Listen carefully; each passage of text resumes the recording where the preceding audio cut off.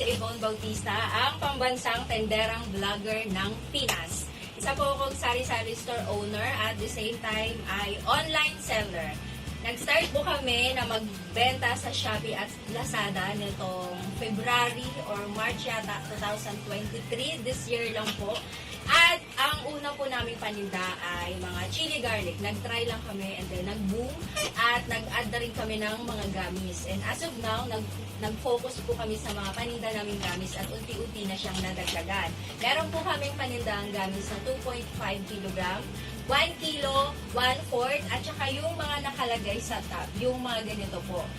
Isang tab, merong laman na 50 pieces, pero 40 pesos mo lang siya mabibili. So, sa isang tab, ay may 10 pesos ka ng tubo.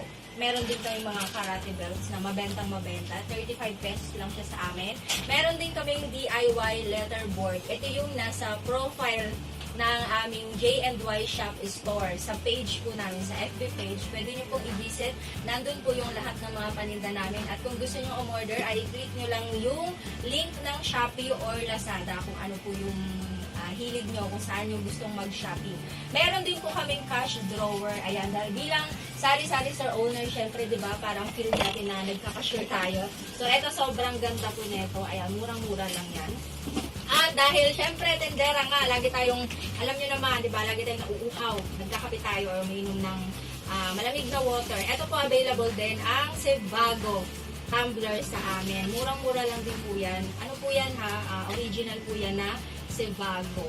Okay? Meron din kaming mga ganitong klase ng gamis. Lahat po ng paninda namin ay pangtinda. 305 at 310 lang po. May kasama na siyang lagayan. So, ang aming gami, ito, nakapack na siya. 155 pesos per kilo up to 170 pesos per kilo. At dito po kami nagpapak. Ito yung mga waybill, ipapak na namin ito maya-maya. At ito naman yung mga nakapak. Okay, so lahat po ng order nyo ay nakasecured. Katulad nito, may box pa siya sa loob, plus naka-bubble wrap pa. Ang order niya ay gamis. Ayan, taga Batangas. Batangas. Tulad nito, ito po, in order niya ay Sebago tumbler. Naka-box naman na kasi si Sebago tumbler. Kaya binabalutan na lang namin siya ng bubble wrap.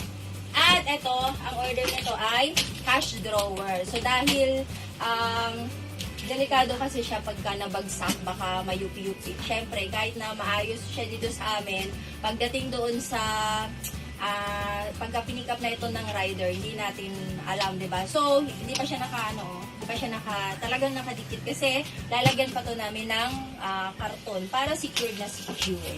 So, ito po ang aming extra income bukod sa pagkakaroon ng sari-sari store. Umorder na po kayo, click nyo lang yung link dyan at i-follow nyo ang aming Facebook page, J&Y Shop Store.